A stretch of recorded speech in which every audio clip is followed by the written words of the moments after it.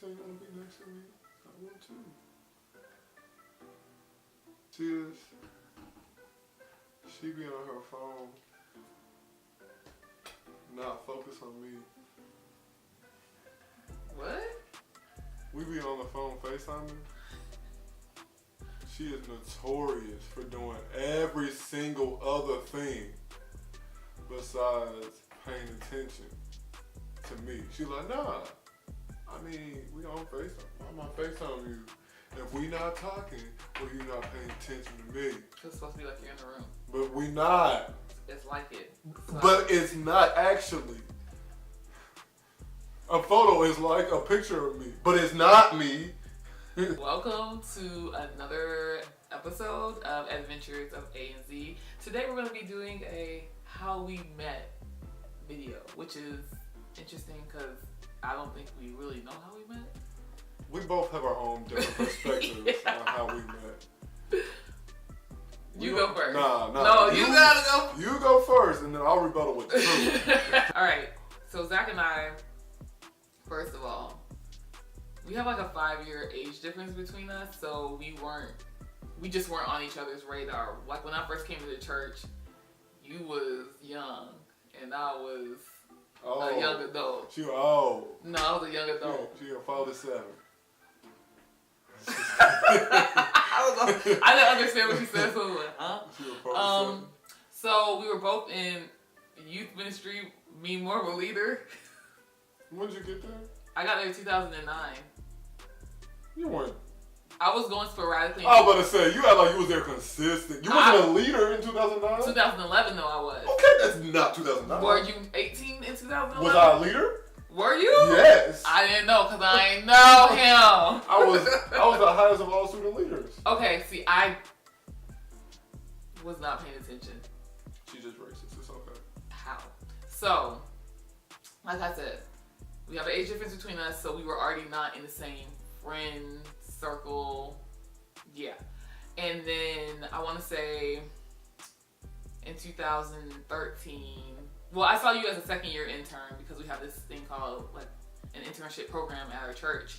And I knew you as a second year intern, but we didn't really talk that much. That's like one of my earliest memories of him is like 2013 was your first year or second year? 2012. Yo. We gonna keep asking. Nah. Okay. You don't know what it was. I'll figure it out. Okay. Well, what was your first year of internship? It started in 2012 and finished in 2013. Okay. That's my earliest memory of him, like clear memory of him. We used to ride in the car together because we have a couple of campuses. We'll get to that.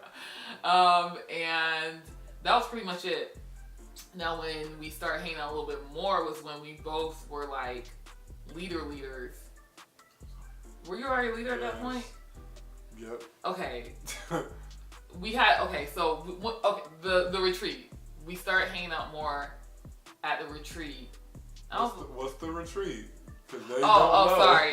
So for youth ministry, sometimes you all will do like a leadership retreat. So we went to a cabin to just like all hang out, get to know each other better, all that kind of stuff. Like our youth pastor was there, and it's just like you do different exercises to grow as a family. So we did that, and when we were there, I was like, I mean, he cute, he's kind of cool, but I wasn't really thinking about him like that, because in my mind, I was like, I'll never date anyone more than 2 years younger than me. Stupid, you were wrong. He was more than 2 years younger than me. Again, I wasn't like crushing on him at that time. Later on, your second year is when I started to notice you more, like in a more like, ooh, I think I might want to be with this guy kind of way. First, it started as a friendship. So we were texting because he mentors my brother. Still have a mentor-mentee friendship, brotherhood thing going on. And I noticed him because of that. And we started texting because he would be like, so, what do you think your brother would want for Christmas? Do you think he would want these Converse? Do you think he would want this wallet? And we just kind of started talking more from there. And in January 2014 is when I was like, I wrote down the date in another journal. And I was like, yeah, I like him for sure. So that's how we mad. So, let's go to the truth. That's lies. Lies, lies, lies, I tell you. All of it's lies. 2009 was probably the first time we met. You remember meeting me? I remember a big-headed girl. But for real, you remember meeting me? Nope. I didn't want to throw that in there. Okay. We was at the same summer camp together. That was the first time I probably would have met her. But like she was saying, at our church, we do a lot of things, and summer camp is one of the largest things and biggest experience that we do at our church. So when it's summer camp time, we have a large competition.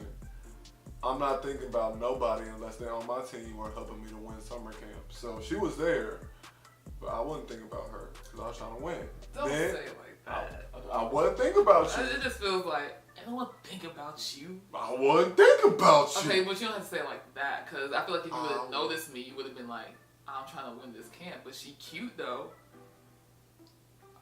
Honestly, I probably wouldn't. Wow! Just being a whole buck. We met at the perfect time. I cared more about, at that year, I cared more about winning than any girl at that camp. Then in 2011, she was there as well. She was just on the team as well. And then 2012 was the first time I remember have like legitimate interactions with her. It was at summer camp as well. After that summer camp, like she said, I decided to do an internship at our church. That was in 2012. That's when the first interaction I really remember having with her outside of that was at our old pastor's house. We were there because we were both cadre leaders. Oh yeah, face her. Like I said, she don't remember our history. I need to write it down. We were both, I'll remember, but you can. We were both at our pastor's house. They were doing something for all the leaders of our cadres, which is basically some of the leaders who do more in-depth discipleship with smaller groups based on their age. So I was over an age group, she was over a different age group based on gender and stuff like that. So she was there, and I remember I asked to borrow her scarf because it was cold and we were outside, we were doing s'mores and stuff like that. And I was like, at that point, I was like, she kind of cute, but I'm not really like feeling her like that. I just think she kind of cute. What? I just think you're cute. Like, I don't know nothing about you. Okay. Then, like she said, for the next year, we were small group leaders basically, and we rode to and from our two campuses of church together. She didn't say words to me. We would get in there. I would say hi to everybody in the car. She would look at me. And we would just keep going. That ain't true. Bruh. You trying to say, hi. Nah, bro. So when she was at that, I was like, I'm good on all this. All of this. I wonder why I did that. I don't know. She was on that foolery. Did that for a year. After that, I was like, yeah, I'm Gucci on this. So that would be late 2013. Then at the end of the year 2013, like she said, all throughout that time, like when she wasn't saying nothing to me, I was still mentoring her brother. Like that wasn't something that changed. I just could see something great in him, and I wanted to try to be there for anything I could be for him. So did that for like a year and a half, and then about a year and a half in, she was like, I guess you have been here pretty consistently helping my brother out, giving him advice and stuff. She noticed that I'm a person, and as she started talking to me,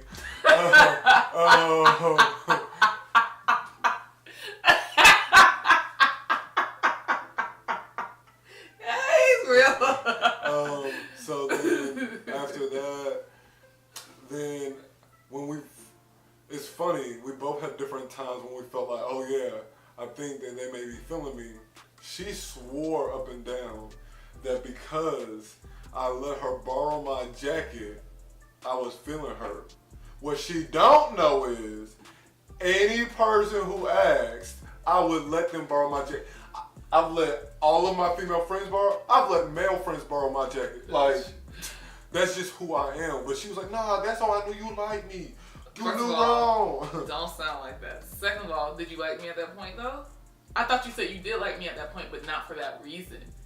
Yeah, like I liked her at that point, but her reasoning why was false.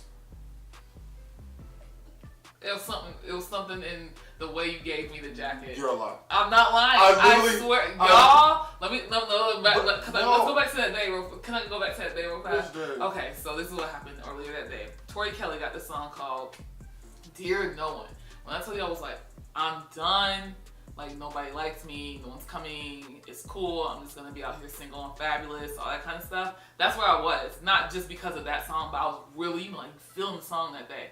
And there was a line in there. She's like, Dear No One, like, whenever you come, cool. There's a line where it's like, someone to give me their jacket when it's cold. And he gave me his jacket. And I was when like... it was cold. So wait. Because I did what I always do. It was a sign, bro. See, that's what... Just a piece of advice. Sometimes people be looking for signs that don't actually be the signs. Like, this one happened to work. Like, I happened to like her. But the same thing could have happened. I could not like her. And then we could have been...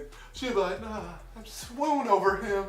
Swooned. No, that ain't... She was swooned over me. And I could have not liked her. I wasn't swooning. It was literally... It just made me alert.